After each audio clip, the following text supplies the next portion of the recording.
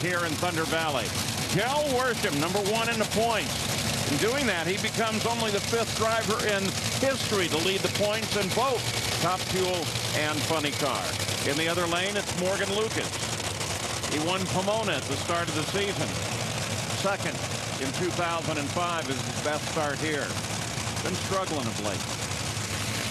Well, that man right there will test this racetrack. He doesn't care what anybody else runs. He looks at the racetrack. He's a master of deciding, I think the car can run in this range, and we're going to set it up to try to run that number. More often than not, he's able to do it.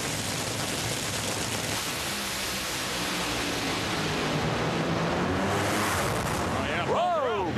Big blow up for Worsham. Here he goes, #1, up 388, 311 miles an hour. But we saw it's done. But if there is any oil on that track, then that run isn't going to count, will it, Mike? Well, yeah, if he's out of oil down credits, and then it definitely will not count. Del Worsham does not have any credits, so if there's oil on the racetrack, this run will not count. Take another look at it. Boy, that was a big explosion right in the lights. Really moved the car around.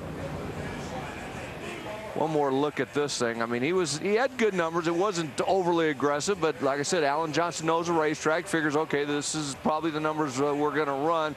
Probably would have ran a little bit better. I think it blew up just before the finish line, but man, that was a big explosion. See a little bit of smoke before the fire, and then it just lit it up and moved that car sideways through the lights, and Del gets the chutes out and gets her stopped safely. The best thing that can happen is if the fire burned everything that came out of the car.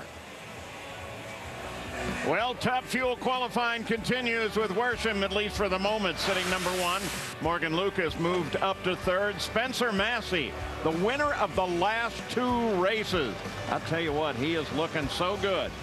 Loves that thing, going for 3 in a row.